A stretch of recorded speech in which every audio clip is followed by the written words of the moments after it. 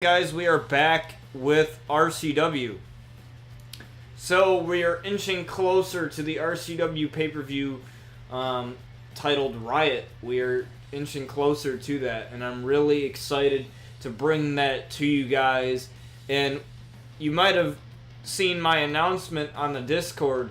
Violet Knight, Noelle Diamond, and Luna Outlaw will be going head-to-head in a triple threat match for the RCW women's title at RCW Riot.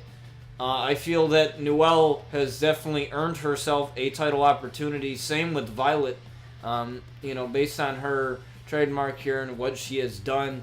And I feel like, a one-on-one match is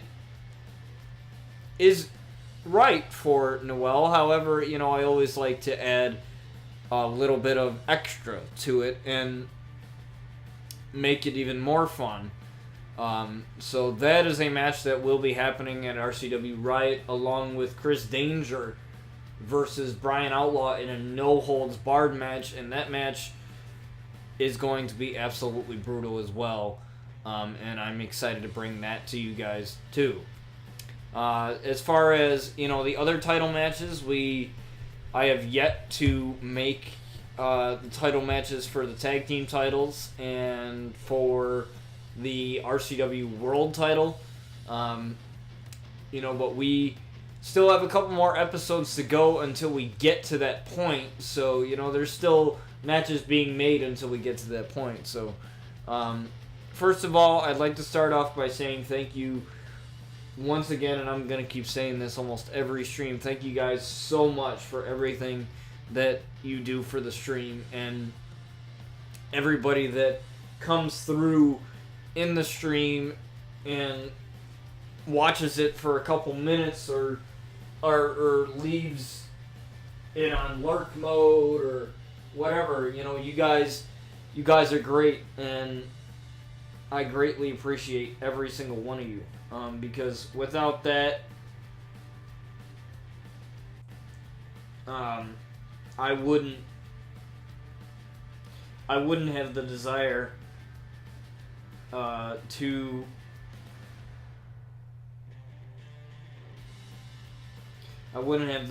to do this show. You should do something because it's Scott Hall voice, yeah. Thanks, John. Thanks for that. Thanks for stopping by here, buddy. You didn't miss anything, luckily. This is only our first match of the show. But basically what I was just saying is, the amount of support that this show gets from everybody that comes here when it's live, everybody that watches it after the fact, and just the amount of time and effort and blood, sweat, and tears that go into this show. I can't tell you how many times I spend, or how many hours and minutes and days I spend on scripts and ideas for the show, and constantly thinking of ideas, writing things down, storylines, all that stuff, and it's pretty fantastic, and it's just, in the creative process is probably the biggest and most fun part of this show, besides actually doing the matches themselves and seeing you guys react to the results and react to what happens and other things like that. The creative process that goes into it is just as fun as watching it take place. So first of all, before we kick the show off, so I was watching SmackDown today at school on my school's crappy Wi-Fi because I still have to watch the rest of it. But from what I watched, I was very happy to see that Paige is back. And apparently she is going to bring a tag team with her next week when the Superstar Shakeup takes place on SmackDown Live and Raw. So that should be... I'm just happy to see Paige back in a role, and it's so good to see her again. I watched her on the kickoff show, which I thought she did a pretty decent job, but I always imagined her managing somebody. That is the role that I imagined her in, and we were able to replicate that on RCW and create a really awesome, kick-ass storyline out of it. Speaking of RCW and this show, I have something I am working on right now, and it is a t-shirt design for you guys. And you guys know that shirt that I put on Brian Outlaw, the kind of freaky, kind of bad Paige and Brian shirt. So actually, I'm actually working on getting that on a shirt right now. I'll probably be using Teespring, probably, or working with somebody. Teespring is a website that allows you to create your own merch. But I'll probably be working with somebody to get that design done and make it the best it can be for you guys. There is a place near me, probably about 5-10 minutes away from me. I think they're called T-Shirts, etc., or something like that. And it's basically a T-shirt store that designs custom T-shirts. And I believe I looked at it and they said that they limit 12 per order, so you can order 12 of them. And honestly, I've never imagined any of my designs ever getting on shirts, but, honestly, I cannot believe that shirt that I made for Brian Outlaw looks so damn good in this game. With how the images get rendered in the game, and, if it looks that good in a game, imagine what it's going to look like on a t-shirt or a hoodie or something like that. And so I plan on taking a black t-shirt, just a plain old black t-shirt, and getting that design put on a t-shirt. The RCW logo would be a great shirt. Yeah, it would be. I was thinking of doing that as well. And having something else along with it. I was thinking of doing something with the Outlaws too, like a locked down shirt, or locking it down, or DDT 1 2 3, jailbreak DDT 1 2 3, or something like that.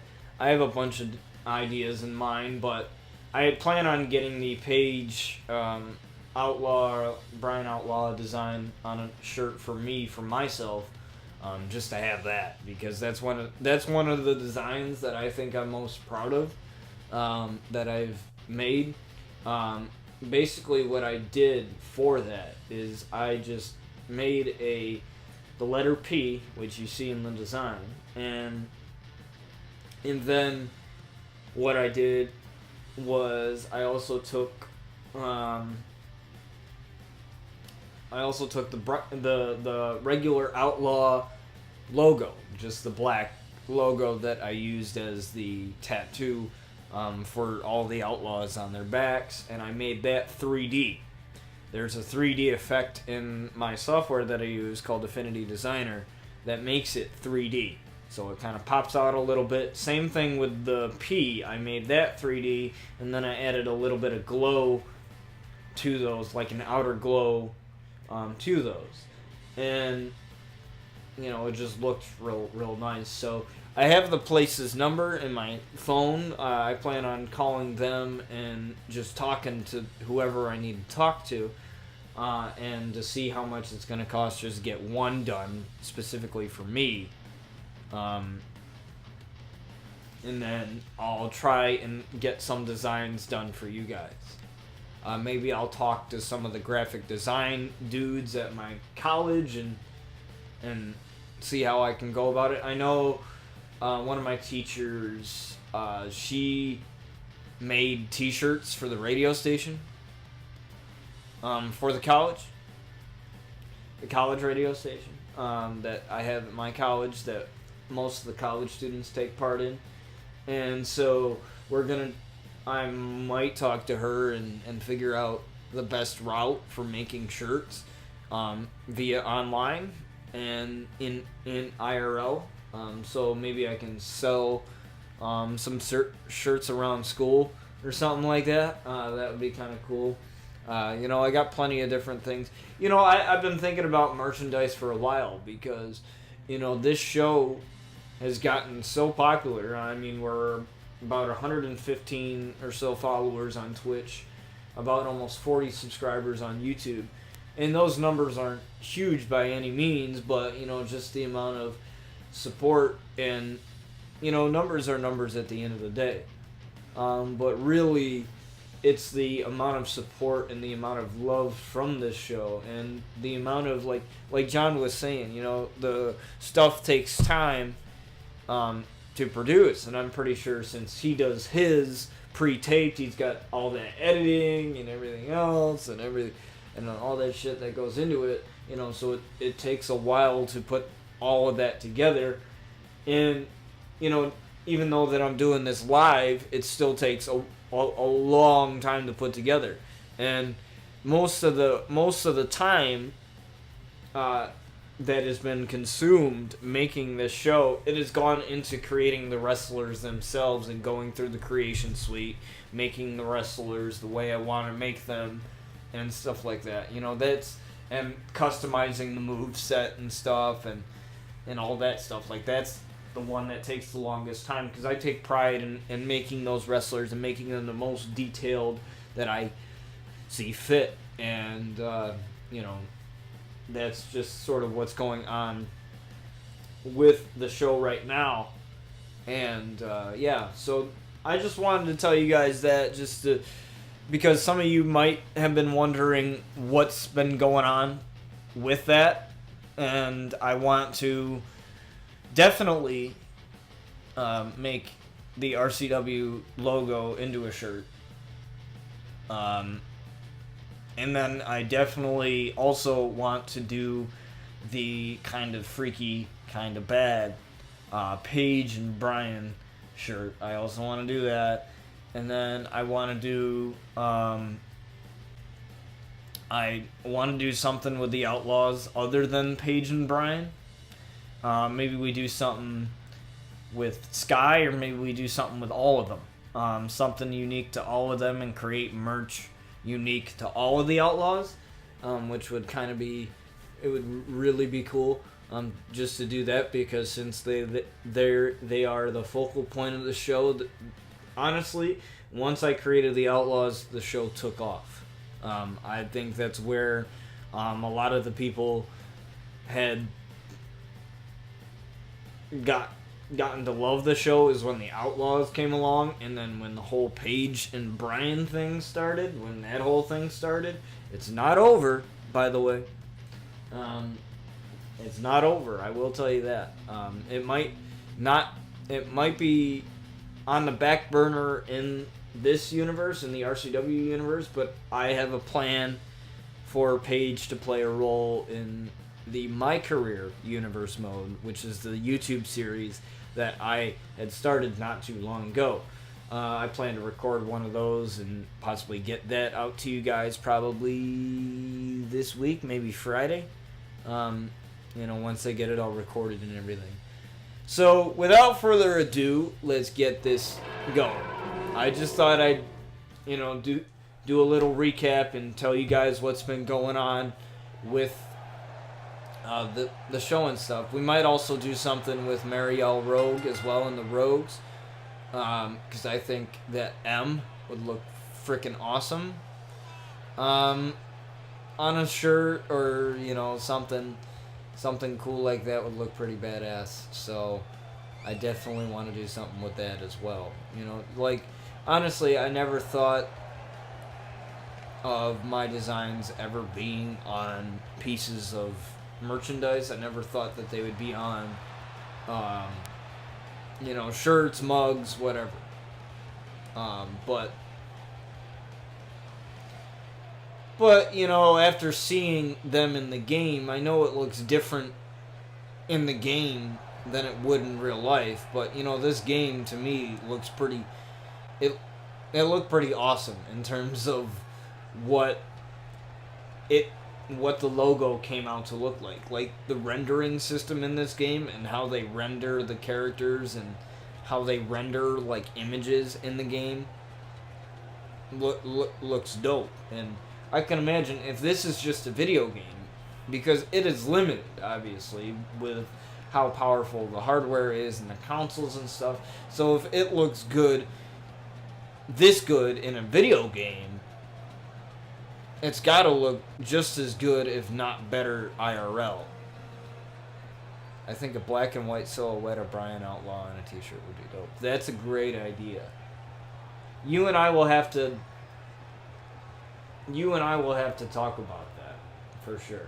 I will definitely we'll definitely have to bounce some ideas off and figure out how we're going to do all this. But I wouldn't mind having a black and white silhouette of Brian Outlaw on a shirt. You know, that would be fantastic. Maybe we take a screenshot from the game and then we edit it into something, and then we take that design and then put it on a shirt. You know, obviously, you know, everybody's like, well, what about copyright laws and stuff like that? Well, yeah, you know, there's always the factor of that going into it. And me being a media and communications major, we're actually getting right onto that in class, and we're going to be talking about copyright and stuff like that. You know, but all of these designs, most of these designs that I have made, this includes stuff in fonts. You can go on websites and you can find Font Space is a good one, Da Font is a good one, Font Squirrel is a good one. You know, there's a bunch of different font websites where you can download fonts to your computer and create badass things like you see here on RCW. And those fonts, most of those fonts that I found on Font Space, they give you what's called a filter, which is sort of like, you know, it's like search filters or search parameters. And one of those is commercial usage, which means you can use it to make money off of it. Basically, the author is giving you permission to use their creation, which really, in my opinion, a font's a font. You know, there's fonts that look really cool, but what you do with them is a lot cooler. So I think with that we already have all of that in place. Everything that I've designed, I've always made sure about copyright and stuff like that. So all of that stuff is really taken care of, and everything. So I've actually thought about you guys probably remember this. Back when the Outlaws like first debuted, I did the phone wallpapers. As Rosemary gets a big punch here on Violet, and she's going to town here on Violet, but you probably seen that. I was thinking of taking, you know, those shots. You know, Brian Outlaw when he first debuted on the motorcycle, and Jason with his jacket, and then you know, the close-up of Sky kissing the mirror. Taking that and making that into a poster for my room, for my actual room, and then framing it. You know, having something really cool that I have created through the Xbox screenshots. You know, because technically, the screenshots that you take on Ink Crow, what's up, Crow? How's it going? I think did you stream yesterday?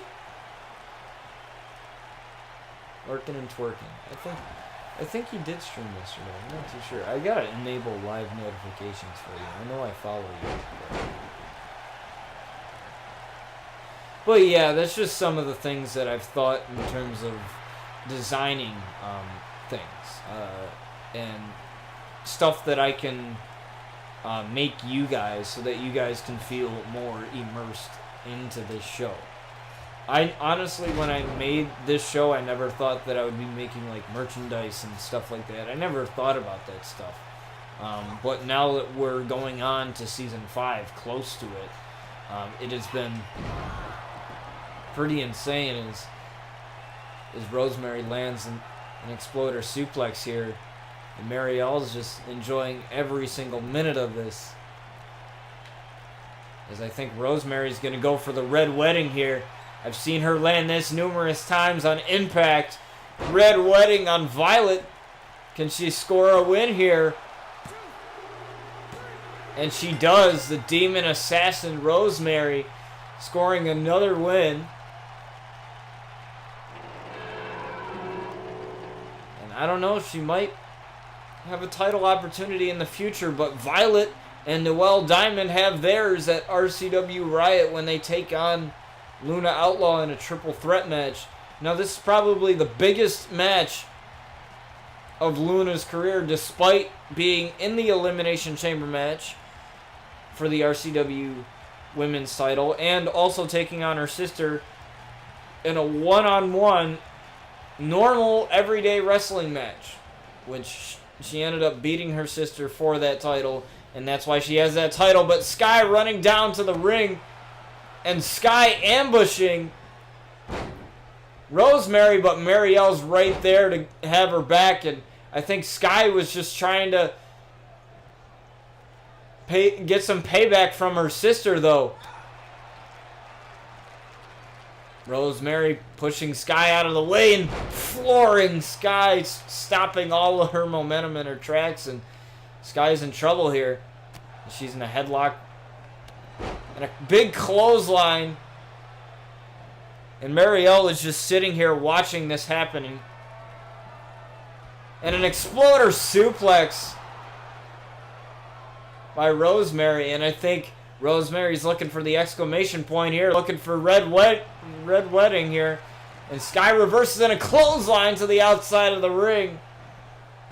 But Marielle attacking Sky right there, as Marielle's right there protecting Rosemary. And like I said, I still haven't seen, I don't understand the whole deal.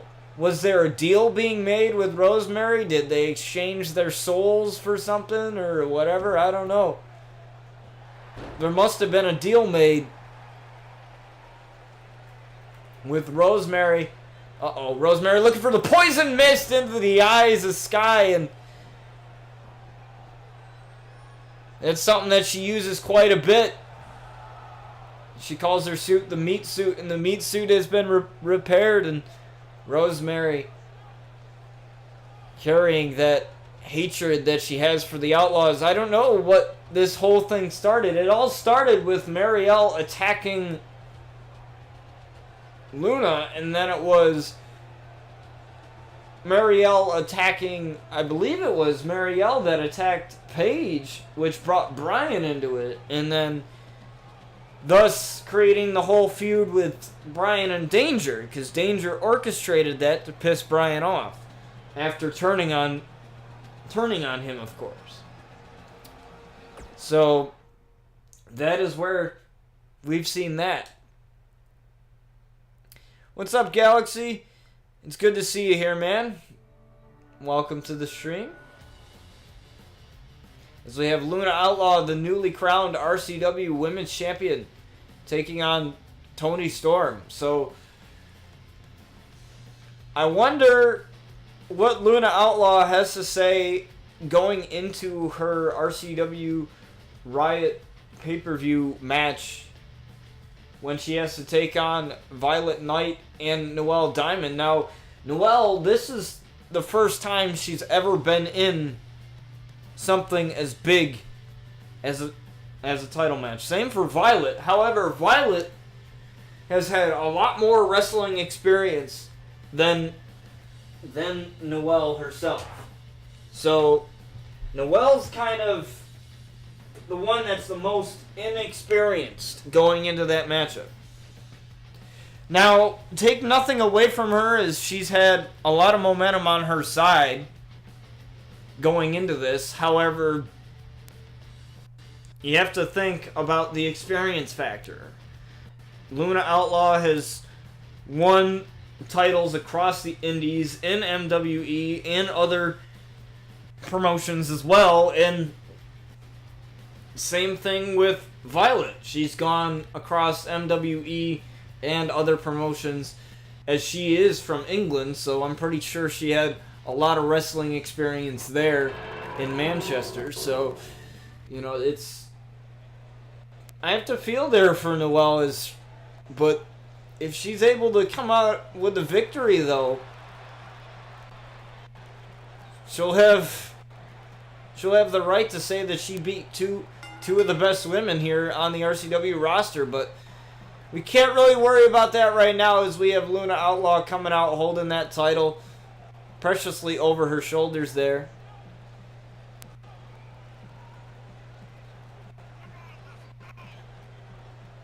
Faction warfare in wrestling is pretty fun. Yeah, I actually, I wanted to get your opinion, John, on the storyline right now. I don't know if you've been keeping up with Impact or not, but now that Allie is dead, Rosemary is pissed off, and, you know, now is going to go after Su Yung and whatever his name is. That creepy devil-looking dude or whatever, I don't know.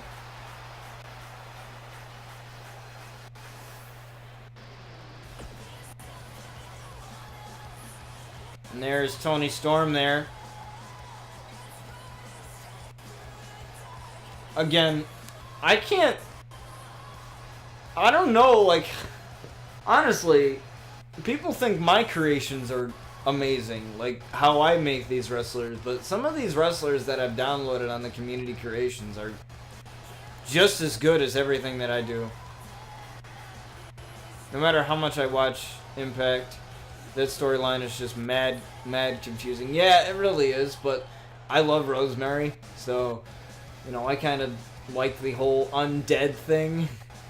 I don't care how mad confusing it is, it's still entertaining to watch. Even, I mean, the same thing can be said about WWE too. Some of their storylines can kind of be confusing, but at least it's entertaining, to say the least, though. At least we're entertained as Luna takes it to Toni Storm here. She is the NXT UK Women's Champion. And I have to say, I absolutely love Toni Storm, one of my favorite wrestlers. It's Luna with a body slam here. And we have our ladies opening up the show for... This is probably, I believe this is the first time we've had two women's matches consecutively right after each other. You know, so we've definitely had women open the show before. That hasn't been a first.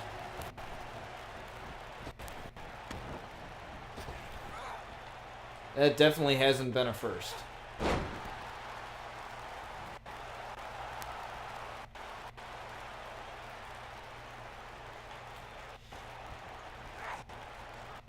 Ooh, and a punch right to the face of Toni Storm, but she dodges that drop kick there. And takes down Luna. And a kick to the back of the RCW Women's Champion. Mind you, Luna is only 19 years old, and yet she has accomplished so much here on RCW. Probably as... maybe, I wouldn't say as much as Paige quite yet, in terms of Paige's WWE career, but, you know, she's still young, however. So we could see that happen in the future as she goes for a blackout and connects with it. And a Samoan drop to follow it up, and what a great follow-up there by Luna, following that blackout with a Samoan drop. Irish whip to the corner, though. Referee almost got got killed there. That bandana not really protecting Luna there. And Tony going for the pin and a kick out at 1. As Tony went for that back kick again, but Luna takes her down. Uh-oh, Luna, that's a long ways away, though. It's a very long ways away. Trying to go for it anyway. Double axe handle missing. Barely missing, though. Luckily, that didn't...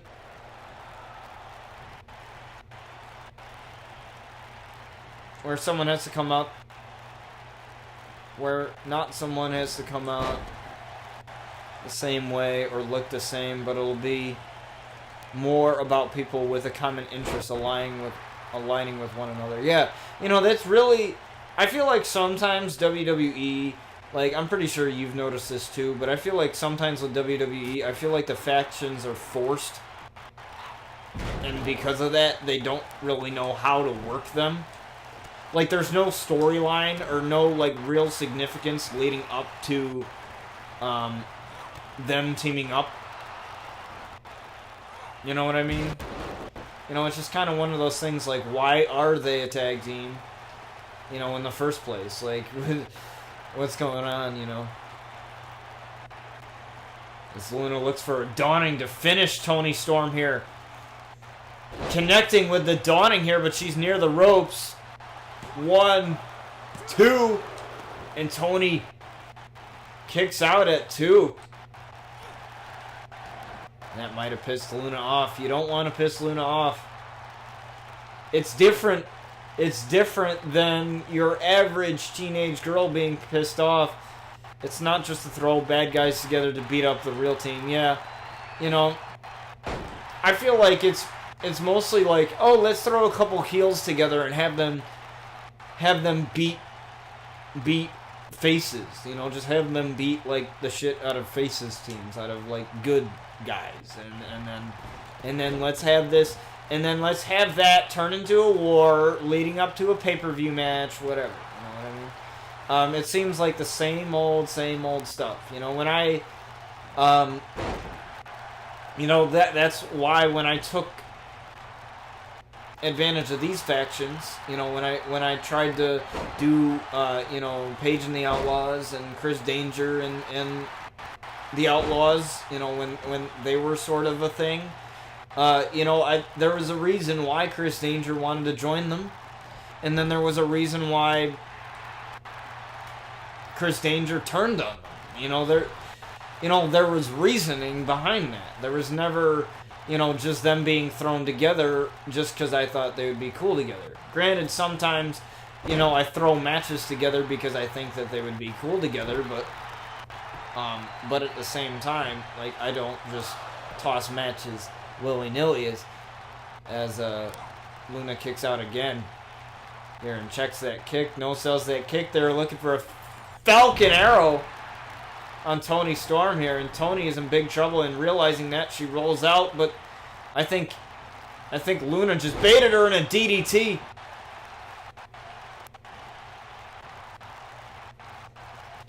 Looking for another blackout here on Toni Storm, and another blackout connecting with that big knee to the face there.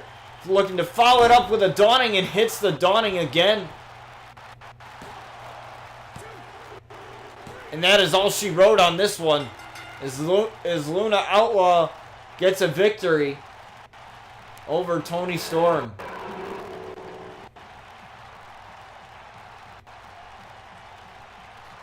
Toni did try her best though, but Luna Outlaw, too much for her. Too quick.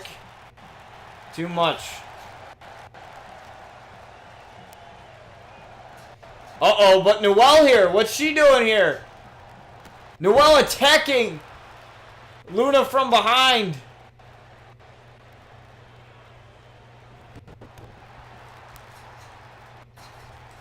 Well, Luna saw that coming.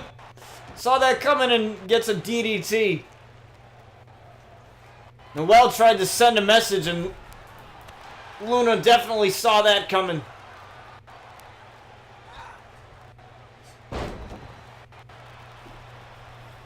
Don't try to cross Luna. Do not try to cross Luna. You're not gonna... It's not gonna do you well. And as Noelle reversed the Dawning and a slap to the face. And cross body here. Springboard cross body. And a big knee. Oh, looking for struck gold here on Luna. Struck gold on Luna. And Noelle's sending a big message here. I thought that Luna could have gotten herself out of that, but guess not. Noelle's sending a huge message to the RCW Women's Champion ahead of their matchup at RCW Riot. So we have Sanity here taking on Sabre and Phoenix, the White Dragons. Now, I feel bad for Sanity in the sense that they really never got the championship opportunity that they deserved because of a bug way back in like season 2. They never really got the opportunity that they deserved really for the tag team titles, which is why, you know, I chose them as Sabre and Phoenix opponents here tonight. And maybe perhaps with a win, they will get a title opportunity in the near future, or even at RCW Riot. Who knows? But I feel like they deserve at least a shot at the tag team champions, as they did not get really the proper shot that they deserved. I would say New Day is a faction now, more like an exclusive. Yeah, you know, it's like with the Hardy Boys. I mean, the Hardy Boys are a decorated tag team anyway. You know, Sanity, I feel like, hasn't been used properly at all since coming to the main roster. EC3 hasn't either. Not, even though he's just one wrestler and he's not in a faction. You know.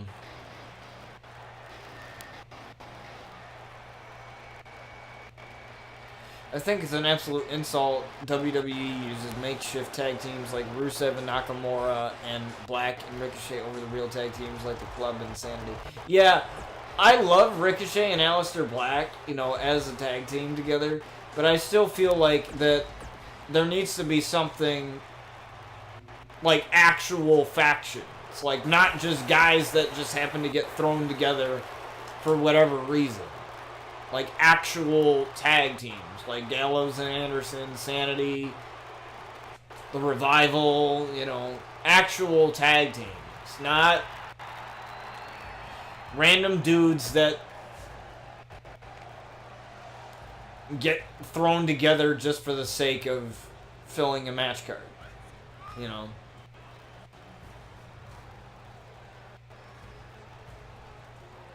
I mean, that's just my opinion. Like, I don't like seeing that. I'm pretty sure a lot of WWE fans don't like seeing that, which is why I try the hardest I can to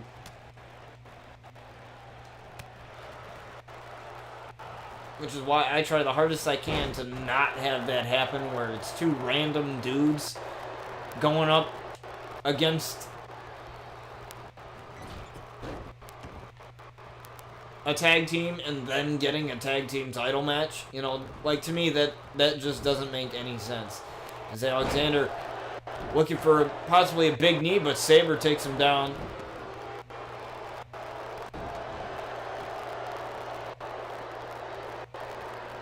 Yeah, I really think that Ricochet should be the Raw guy and Aleister should be the SmackDown guy. I mean, him and AJ Styles, if they ever got in a match together, either one of those two, Ricochet or Aleister going up against AJ Styles or Kofi Kingston, like that. Like, you know, that would be insane. So I really hope that WWE kind of figures out what they want to do with those two guys. Honestly. I really hope that in retrospect they try and figure out a way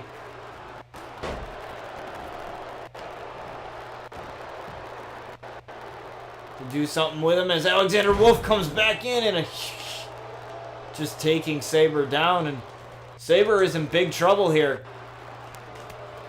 But Sabre with a shot to the midsection. Alexander, though.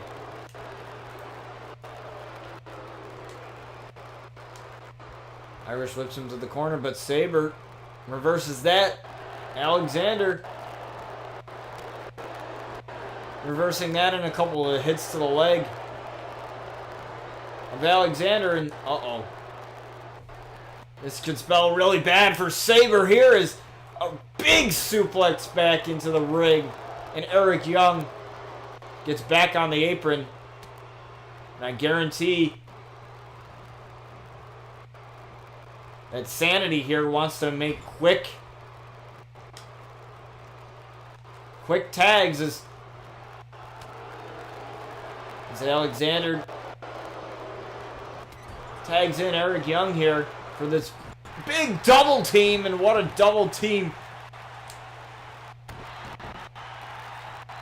from Eric Young and Alexander Wolf of Sanity here. And a big super kick to Sabre as Eric Young looks to get the win for Sanity, and Sabre kicked out. Sabre is in huge trouble here as he has to make a tag to Phoenix, who hasn't been in this matchup at all. Looking for a big super kick on Eric Young. Oh, looking for a nightmare on Eric Young here. Maybe a little early for this, but I don't know. Any move that you can do is perfect, and a kick out at one as Eric is still the freshest man here in this matchup. And Sabre going on the comeback. Sabre trying to find a way to get back in this match and takes Eric Young down. And Sabre is feeling it right now. Now working on the arm of Eric Young. And again, trying to go after the arm, and a big knee to the face. That might have busted Eric Young wide open there. And now just a working hold. As you can see the blood beginning to pour down on Eric Young's forehead. Uh-oh. I don't know what Eric Young tried to do there, but whatever it was, it didn't work. Oh, tried to go for the Superman punch, a little bit of a botch there. Trying to go for it again, and Eric Young sniffs that one out. And still, Sabre is still in this match somehow. Eric Young might be looking for a way out of here too. And both of these men just going back and forth and taking down Eric Young here, and I don't know why Sabre hasn't tried to make the tag, especially after that move there. And a LaFez press here on Sabre. And I think he's looking to tag Alexander back in this match, and Alexander is back in this match as Sabre has yet to tag Phoenix in this match, but ooh, a quick reversal there. Irish whip to his corner. And now tags in Phoenix. Phoenix is in this match as these two are looking to pull off this big double team maneuver.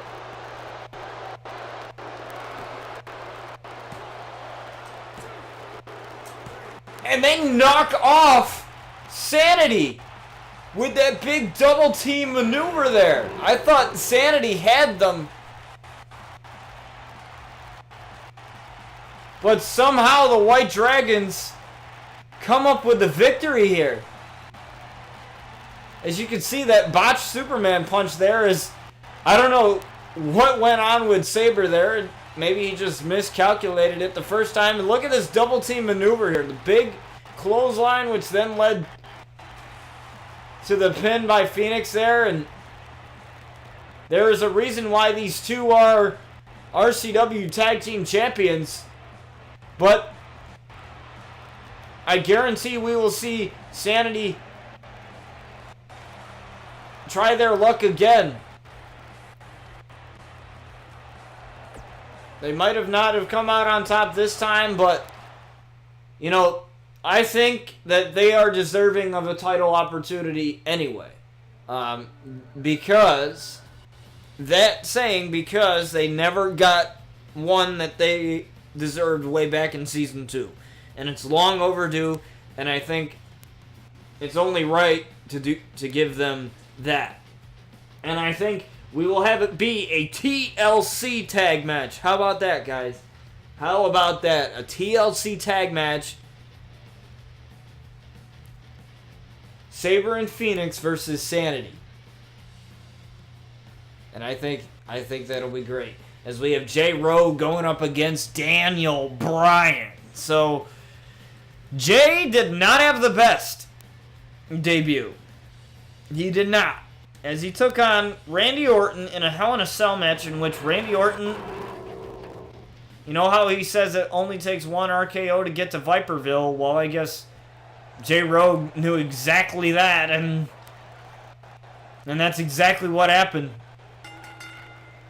As an RKO put Jay Rowe down as he's looking to redeem himself here against the former WWE Champion, Daniel Bryan. Now, Daniel Bryan, here on RCW, he was also Carnage Champion when he beat, I believe that was AJ Styles at Havoc way back in Season 3 it was, right? No. Was it Season 3? No, it was Season 2, I think. I think it was Season 2. It's been a while. But regardless of when it was, Daniel Bryan was RCW Carnage Champion at one point or the other. As Jay Rogue looks to redeem himself if he could get a win over Daniel here.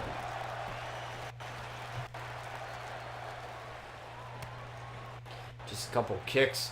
Tried for another one, but Daniel reverses. Gets a couple shots of his own to Jay and takes out the referee here. I think the referee just was in the way and Daniel just tossed Jay Rogue into him. I don't know if that was accidental or intentional. I have no idea. Oh, looking to submit Jay very early, but Jay, all that training in MWE from everybody on that roster helped him out there, helped him get out of it. He specialized in trying to get out of submissions. You know, that was one of his weaknesses going into wrestling, but since then he has seemed to work on it. As Daniel looking for a roll-up here of some sort, and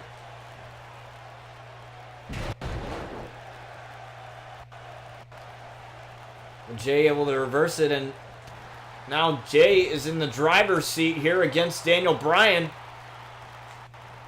Looking to lift him up here for a suplex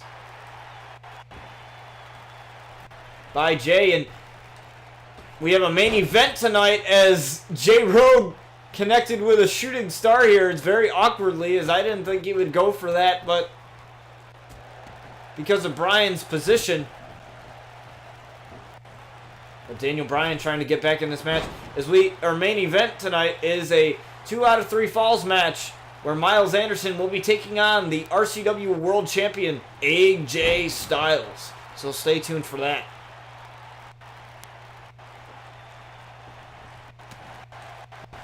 As the last time we had seen Miles Anderson in a title opportunity, I believe, was when he was in that Elimination Chamber match back at Forsaken, and Daniel Bryan with a drop kick through the middle rope.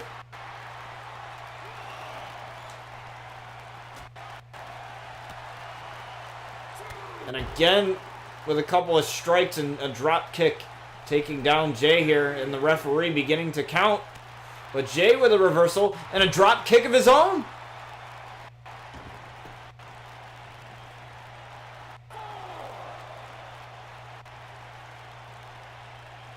And he's just waiting for Daniel Bryan to get back in, and he looked for the corruption there, but that didn't work. And lifting up Daniel Bryan and slamming him right down. The strength of Jay. Don't be fooled by this guy's size. His strength compensates for all of that. And I'm loving his new attire and the new face paint. As Jay tried for the corruption again, but Daniel able to reverse that. Looking for the yes kicks, but no. And Jay lifting up Daniel again and slamming him down. Jay's had almost every answer in a corruption and looking to take down Daniel Bryan here. And Daniel kicked out at 2. Daniel kicked out at 2. I've seen Jay hit this before. He calls this the Rogue Stomp, and I think he's going to go for it. Rogue Stomp on Daniel Bryan.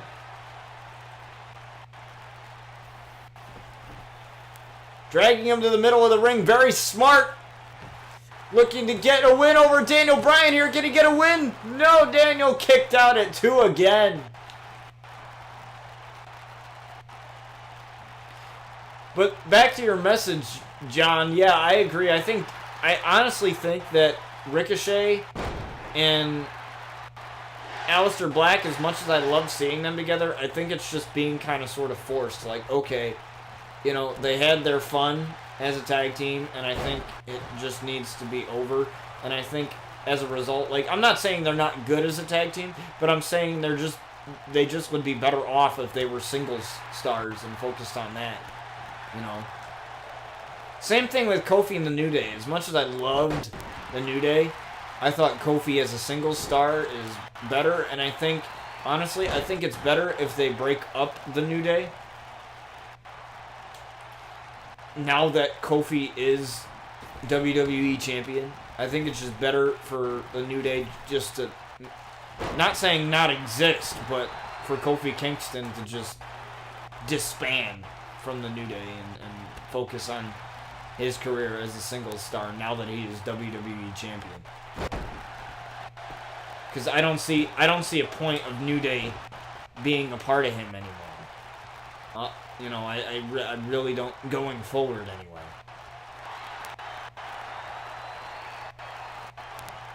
Looking to pin Jay here again. Or submit, sorry. Excuse me on that one.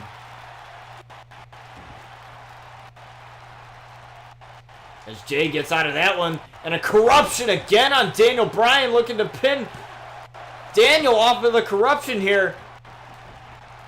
But Jay lets go. I think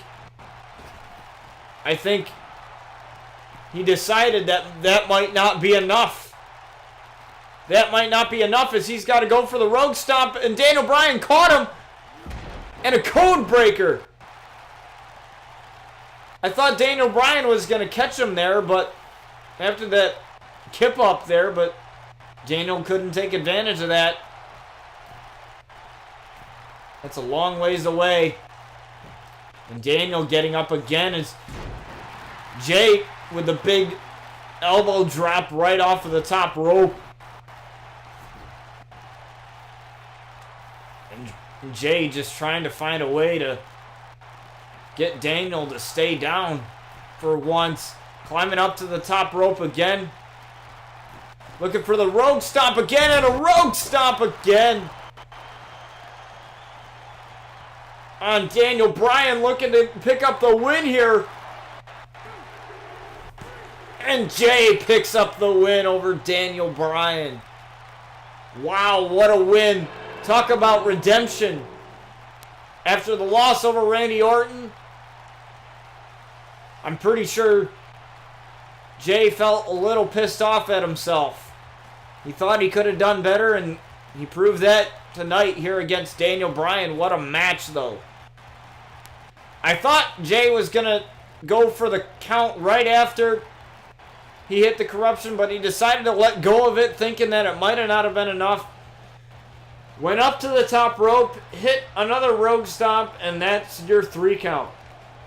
And that's all she wrote on that one for Daniel Brian, and we move on to our main event here when Miles Anderson takes on AJ Styles in a 2 out of 3 falls match. So for Miles Anderson, he has,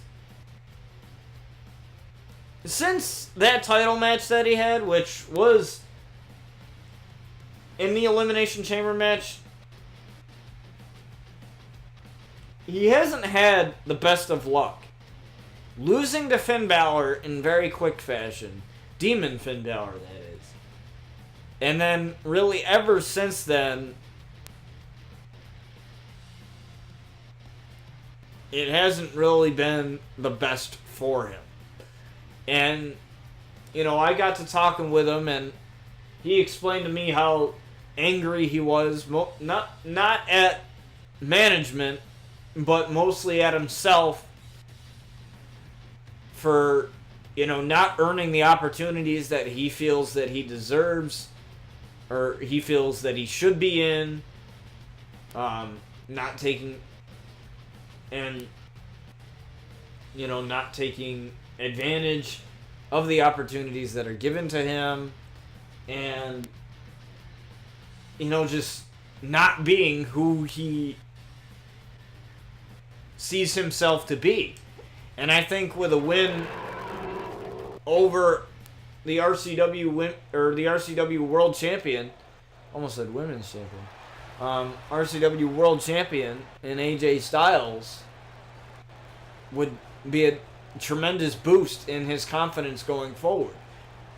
And, you know, even if AJ did not have the title, hypothetically, even if he didn't have the title, Miles Anderson, this is probably his biggest battle yet since the Elimination Chamber match for the RCW World title back at Forsaken. And there he is walking out with extreme confidence as he awaits the phenomenal one, AJ Styles, and here he comes. The phenomenal AJ Styles. He is the RCW World Champion. And I asked AJ, and I explained to him, I said, listen, man, we're getting closer and closer to RCW Riot. There's been no opponents for you, and nothing scheduled for you, but there needs to be. And, you know, there are in some circumstances, I always ask the superstars, who would they want to face? Hypothetically.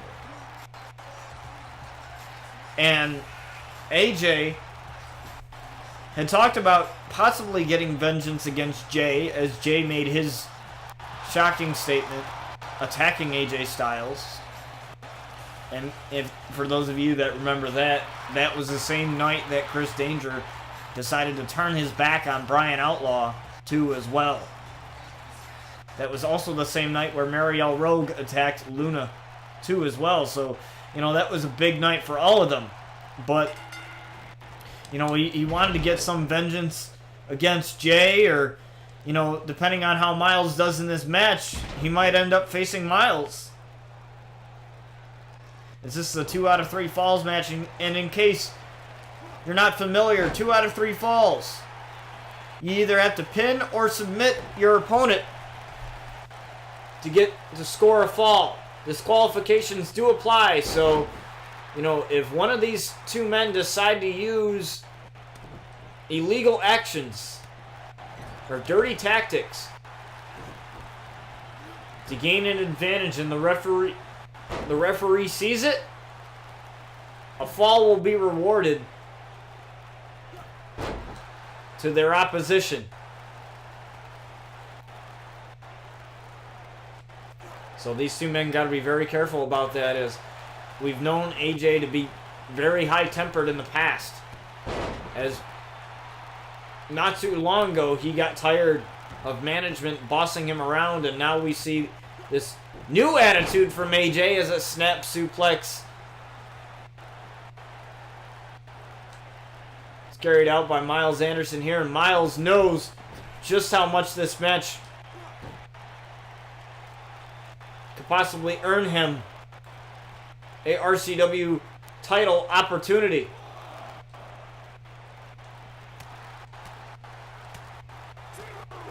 Quick strikes here from Miles as he floors AJ Styles with a punch, but AJ gets right back up after that, and Miles with a kick to the midsection and a Meteora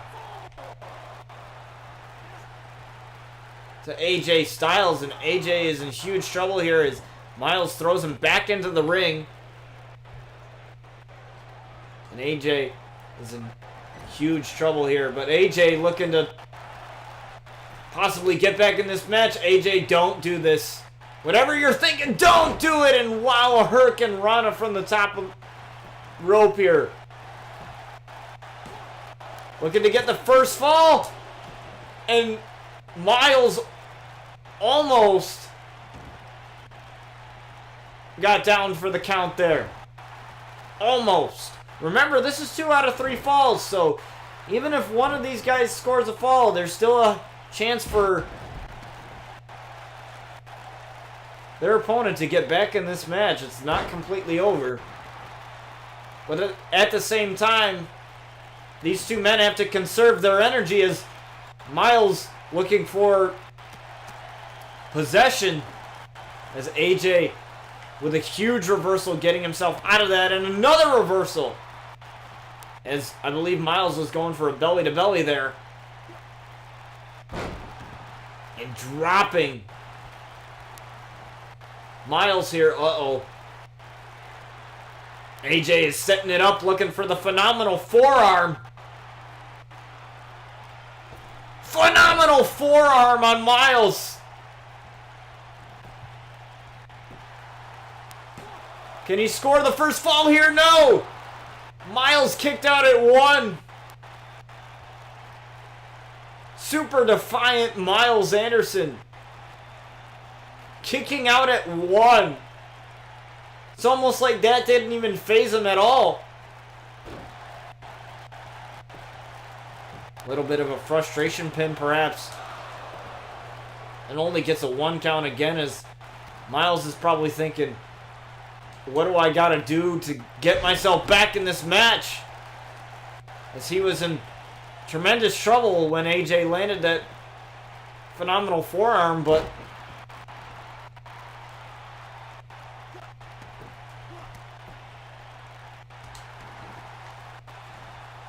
Miles almost acted like that didn't really even face him too much. As AJ trying to slow things down here with a working hold on Miles, but Miles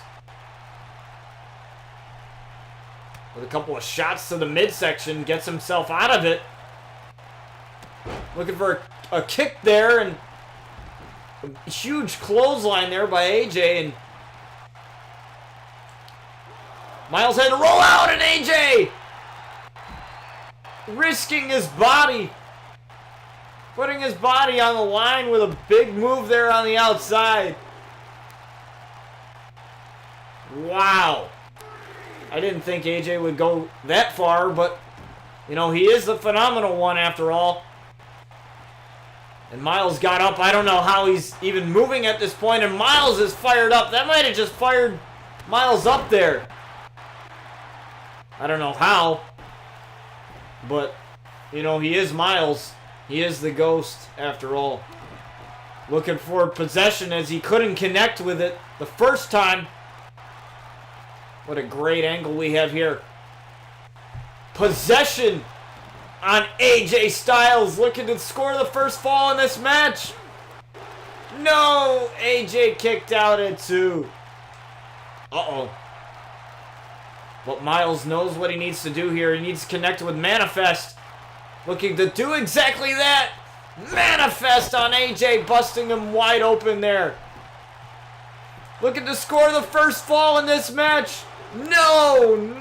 Not again. AJ kicked out at 2. This is still 0-0. When are any of these men going to score a fall here? And I think AJ's trying to score a fall with a Styles Clash. Styles Clash on Miles.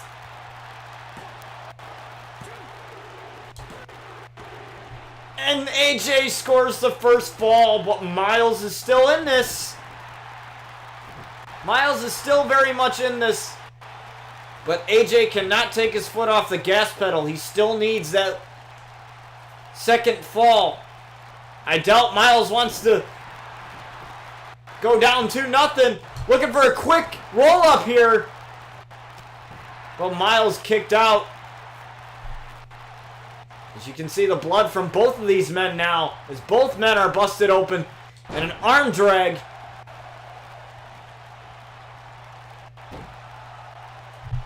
Taunting in the face of the Phenomenal One.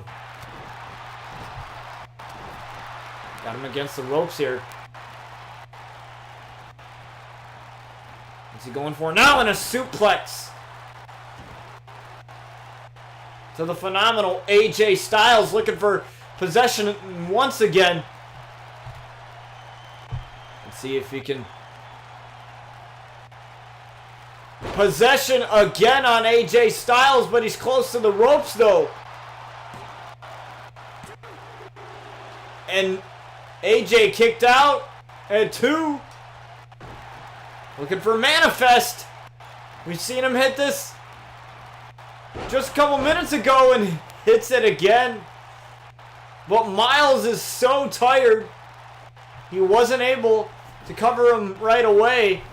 Finally able to get up and drag AJ to the middle of the ring. Finally getting the cover, but that might be too much time, but Miles able to tie this up. Ooh, and a shot from AJ Styles as he elbows Miles and takes the leg out.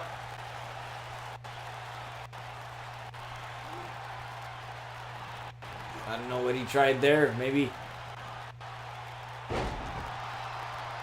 thought he might have been going for calf crusher, but I guess not.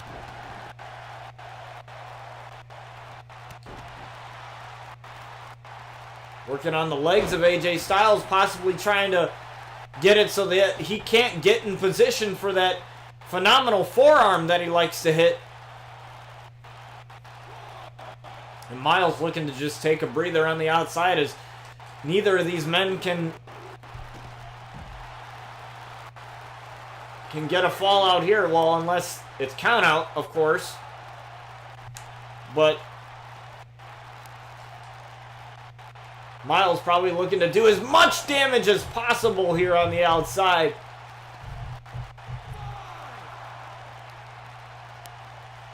Miles resetting the count, being very smart here. Even more quick strikes and another quick strike to the face of AJ Styles. Oh, and now going after the arm. I see what Miles is thinking. He might be thinking for that arm bar there, and or possibly just trying to loosen up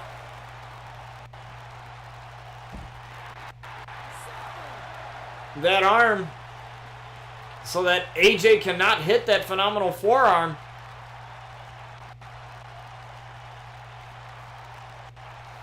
And again, Miles resetting the count, being very smart here. And trying to go after the arm again and stomping on the arm of AJ. And again going after the arm, and I think this is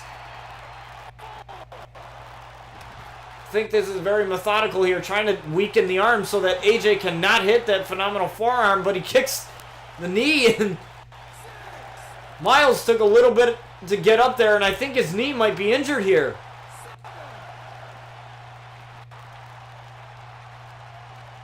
And again, Miles goes in to reset the count.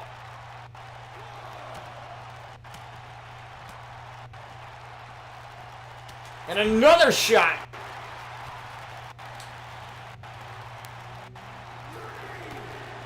Again, trying to stomp away at the arm of AJ Styles.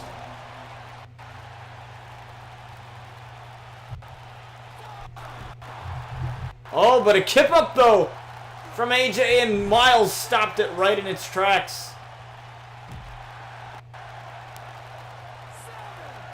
We got a 7 count.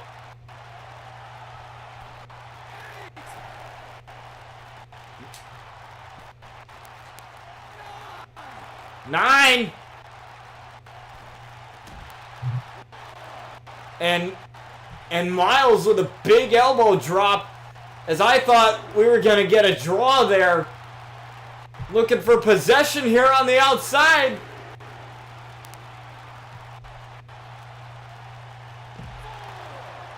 Possession on the outside. Uh-oh. Possibly looking for manifest here on the outside here. Manifest on the outside.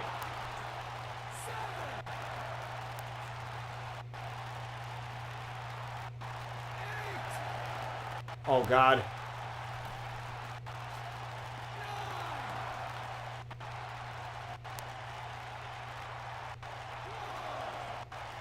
As Miles broke the count just in time.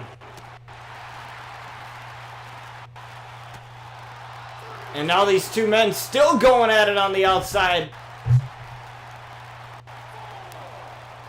I don't really think this is about winning anymore for Miles. It's about taking advantage of that big opportunity.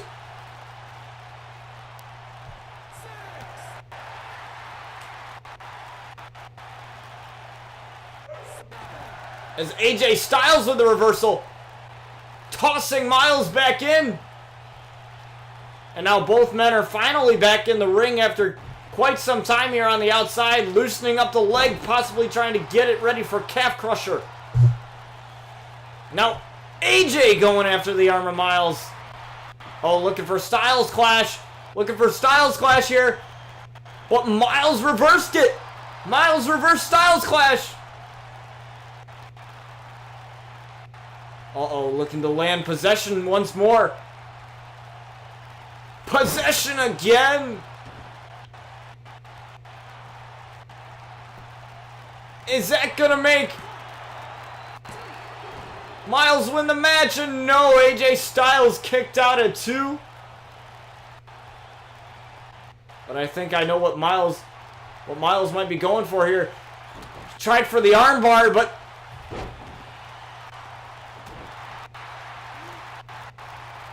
AJ reversed it, tried for a drop kick, and Miles reversed it into manifest.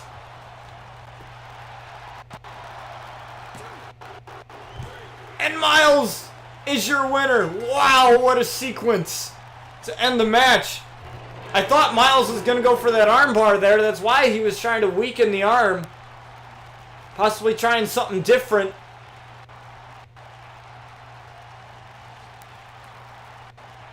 Good idea on Miles to go for the cover after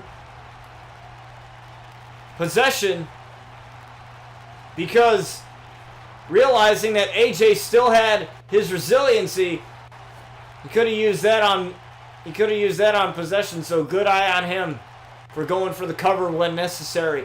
And this is possibly the biggest win in Miles' career yet, and he will definitely be getting an opportunity at AJ's RCW World Title at Riot with this win. I think with the amount of fight that we had seen in Miles in this match, there's no denying that he deserves a title opportunity, a one-on-one title opportunity, that is. Because everything is different when you're taking on other men. When it's mano-a-mano, it's a totally different ball game. And it's about time Miles gets that opportunity. And I think he just punched his ticket. Greatest of all time. And this will definitely not be the last time we see AJ Styles and Miles Anderson go head-to-head in a matchup And Miles will definitely be getting his title opportunity at RCW Riot, so that leaves.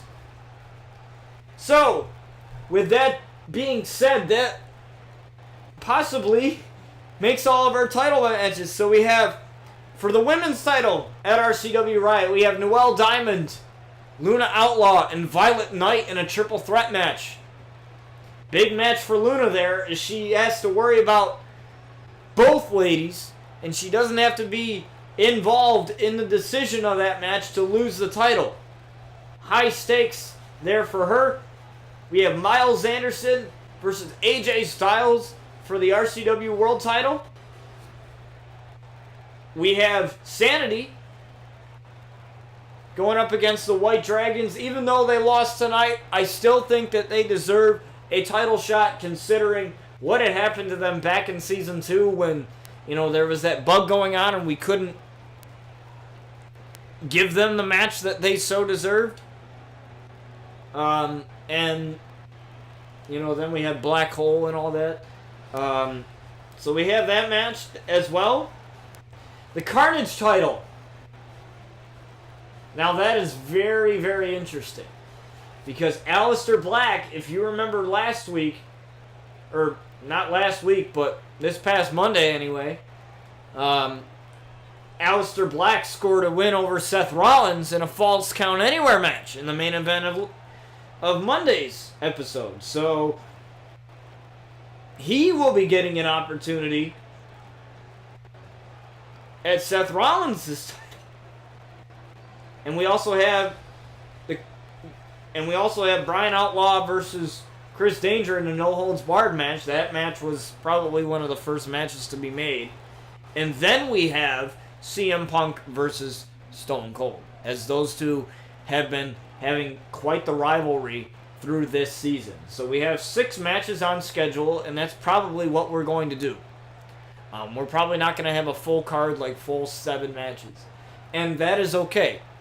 Because, WrestleMania this year was long. Really long. And sometimes less is more. And honestly, not to say that WrestleMania was horrible, but, honestly, I felt like there was too many matches. And, I think 7 is even too many. There's been a couple times where we've done 7 matches in a pay-per-view, and it's gone perfectly fine. You guys haven't, based on the feedback that I've received in previous seasons, you guys have had no problem with that at all. So, we have 6 matches on schedule, and that's probably where it's going to stay. So we have that. So thank you guys for joining me today for today's episode of RCW. On Friday, we will have an episode of Lockdown in which all titles will be on the line. All of them. Every single one except the MWE Fractured Championship, which that is in a tournament right now, and those matches, like those remaining matches, will be concluded in episode 10, in the season finale of Lockdown.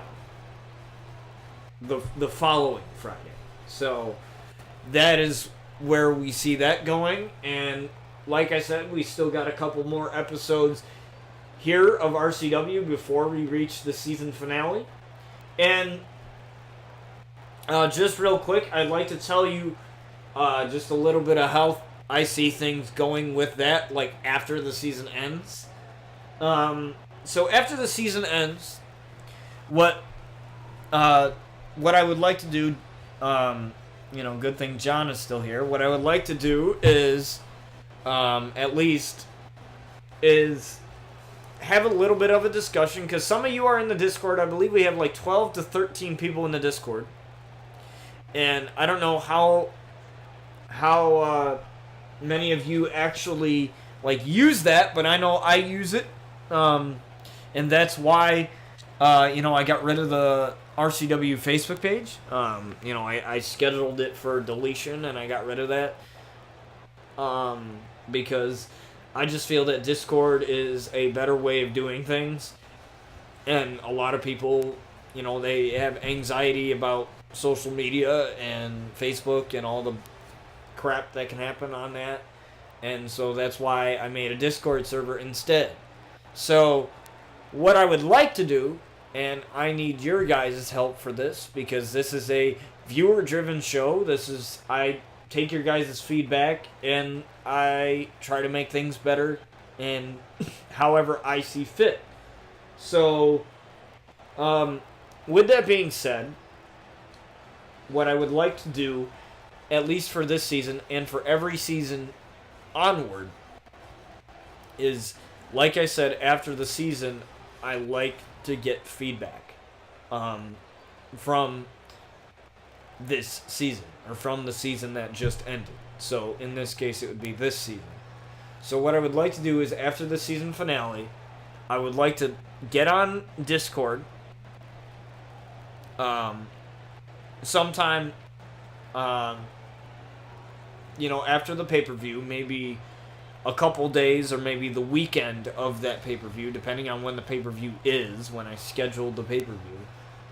If I schedule it during the week, which probably will be guaranteed that I will schedule it during the week, maybe on a Friday when we're not doing lockdown, and have that be on that Friday.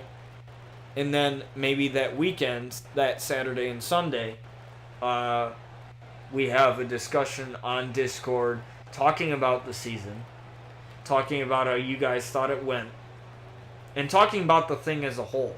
Not just talking about, maybe a couple episodes. Like, you guys can say, well, I really liked this episode, I really liked what happened in this episode, I really liked what happened when this happened. Like, you guys can say that. But I would really like to talk about the season as a whole and the storylines as a whole, like what you guys liked about it, what you guys didn't like about it, what you guys want to see more of. The one common trend that I have been seeing is you guys wanting to see the whole Brian Outlaw and Paige thing again. You guys seem to like that storyline when that storyline really sparked out. And I think with this storyline that we are building with the Rogue family and the Outlaw family, this sort of family warfare, if you will, I think that's sort of what we're doing. We're still keeping Paige in currently with the Outlaws. I think that is the best way to go because, lots of you like that. And, if me ending it would seem stupid. We could also talk about the My Career series that is on YouTube as well. I will use that time as well to talk about the My Career series. And if you guys haven't seen any of that, I will post a link to the playlist in the announcements in the Discord. It has about 4 episodes as of now. And you guys can give me feedback on that. When I say give me feedback, I mean focus. What I mean is focus on the content that is being given to you, not necessarily, the video editing and whatever else, because that can be easily tweaked. I feel that keeping it on a content perspective, that is stuff that I can really change. That keeping it more content oriented and figuring out what you guys like, what you guys want to see, and what you guys don't want to see, what you guys don't like. I feel like from that standpoint, if we can keep it about the content rather than the production part of it, I feel like that would be more useful. I mean, because there's a lot of stuff that goes into this with the microphone and everything else. Because I can easily tweak mic settings. I can easily edit stuff like that. Whereas, content-wise, that keeping it content-wise, that starts more of a discussion. And that's what I like to have, is just a little bit of a discussion on how you guys think the series is, both the RCW series, Lockdown series, and the My Career Universe Mode series is going. I tend to keep that in a concurrent playlist. Like, I'm not going to do the My Career Universe Mode in seasons. I'm going to do it episodically. Kind of just like with this, except this is seasons. Because of how I run this and how I run Lockdown, and with it being live and, acting as like a real wrestling show, that's why I keep it in seasons, in playlists, in seasons like that. So I will send you guys a link to the playlist of all the My Career Universe Mode episodes. And they're not too long. They are 15 minutes video-wise. 15 to 20 minutes video-wise. They're not ridiculously long like these where it's live streams and that's how it is. But I'd like your guys' feedback on that as well. Like, John and I have been cooking up some ideas for that series, but I just want some feedback from that. And, I would highly prefer it in the Discord, because a lot of times it's kind of hard to check YouTube comments from the YouTube comment section. And I guarantee some of you that watch the streams anyway end up going over to the YouTube channel one way or the other. Some of you do. And either to watch what you missed or whatever. So, because that's where all the content is. So I'd like to have a discussion on that and to see what you guys think about the series so far. Where do you see Brian Outlaw's NXT future going? And how you guys think he could fare on the main roster. I plan to use Paige in that, obviously. As far as, the other matches, the matches that don't have Brian Outlaw in them, I just simulate them. There's no, I don't take part in those. I plan to incorporate promos a lot more, and I really think that'll shine in rivalries. I really think that I'm going to probably do that in rivalries rather than Brian just coming out there just talking shit. Even though that sometimes that happens in WWE, like nobody's in a rivalry, they just come out and they just start talking. Because Brian is that fiery character. He is that fiery badass dude that doesn't give two shits. And I really think that he really shines when he's in a rivalry with somebody. There's going to be promos where Brian calls out people. And, that's what's going to happen. I also plan to use other promotions other than WWE in the My Career Universe Mode, like Impact. What else? New Japan, ROH, other promotions. Because with this My Career Mode, and this is what John and I were talking about when we were talking about the traditional My Career Mode that is on WWE 2K19. Like, this truly is the best way for me to do the My Career Mode in the way that I want it to be done.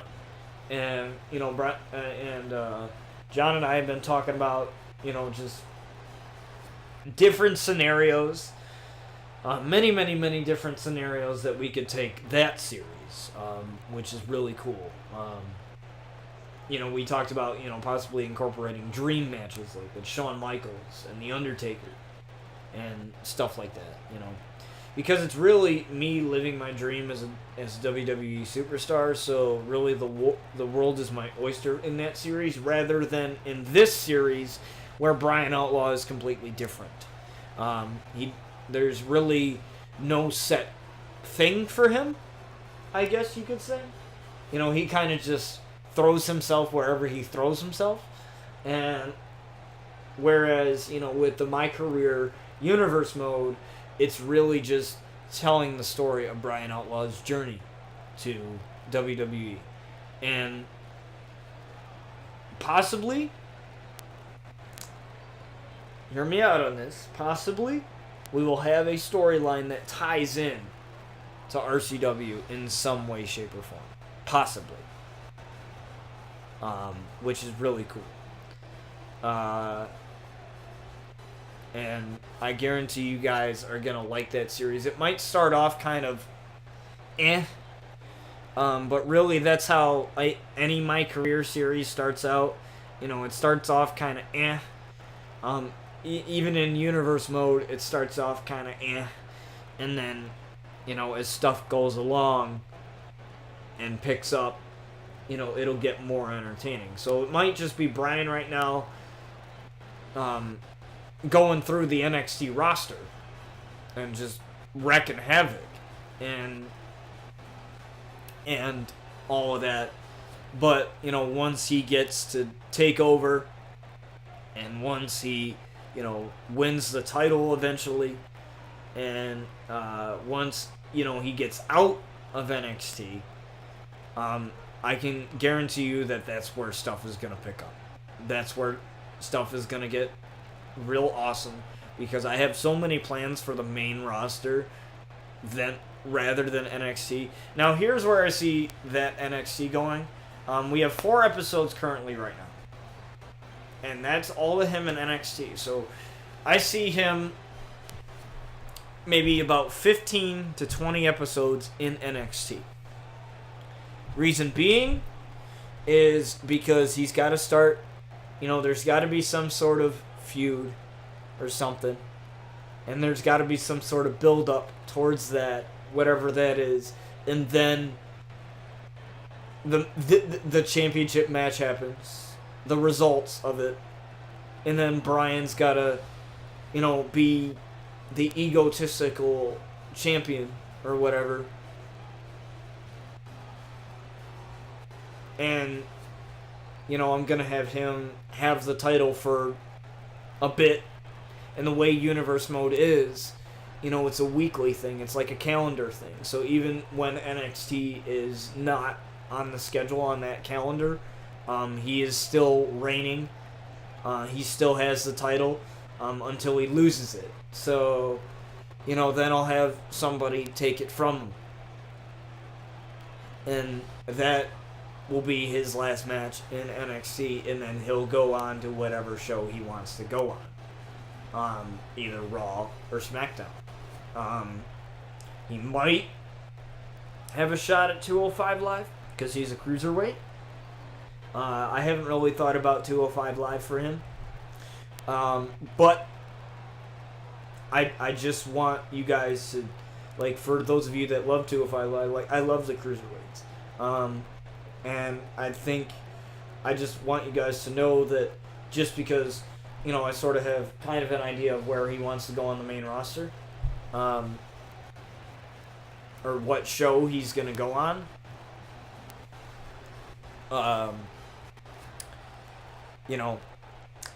that 205 Live is not, totally out the window. However, I don't see him going to that. That doesn't mean that he's never going to. The plans that I have for him on the main roster is something that you guys are definitely not going to want to miss once we get to that part in My Career Universe Mode. So, here's how I plan to do that series going forward, to wrap it up here. So, how I plan to do that series is I record it. I record maybe 2 episodes a week. That way that I have them in my computer, in my files, and then I upload them 2 times a week. Maybe Wednesday and Friday, for example, or Tuesday and Thursday. I want to keep it a day apart. So for those of you that haven't watched it, you have time to watch it. I mean, these are only 14, 15 minutes long compared to the hour, 2-hour RCW and lockdown streams that might take a little bit more time to actually watch and fully get through. So, that's where I see that going. That's just sort of a timeline of what I want to do, because I don't want him to stay in NXT for too long, he's not going to go after the NXT tag titles. We're not going to waste his time going after those titles. Not that the War Raiders aren't freaking awesome, but I really want to go after and take advantage of Bryan's career once he hits the main roster. Then he might go after the titles. He might meet some custom superstars. There might be some, we might run into Chris Danger. Or we might put one of the custom superstars in the universe mode unexpectedly and have something happen. However, I would like to keep that series current. So, with WrestleMania done and over with, I will, unless I have a storyline with Bryan Outlaw that has to do with somebody having the title, I will keep changing the champions. Same thing with Impact or indie promotions that I follow. If I see a title change, I would like for him to make a run in Impact. That is where I could see him going in the indies whenever that happens. If we decide to take his career elsewhere, that is if, and we might do a couple stops in ROH, or there's many different opportunities that we can do with Bryan Outlaw, and that's really what inspired me to make the series, is because of what you can do with universe mode. You can do legit almost anything. So that just works. It works that way. And hopefully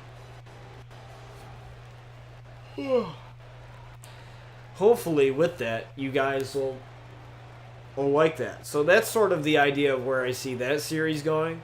I just wanted to lay that out for you guys. Again, I will have a link to the playlist in the announcements in the Discord, so feel free to watch whatever's there. I think there's 4 episodes right up as of now, so if you haven't watched any of it, that's why it's in a playlist. I will leave a link in the Discord there, and by the way, I will type in it for those who are new. There's my Discord server. Feel free to join it. Rules are simple, just don't be an idiot. And if there's any issues that you see that you believe violates the rules of the Discord, which there aren't really any rules, it's just simply be nice to each other and don't be an idiot. Which is unfortunately a lot to ask in this world that we live in. But feel free to join that server. Let us know if anything happens. Let me know. Let John know. Because he was one of the first guys to join the Discord. Let Anna know. That's Art and Music Life.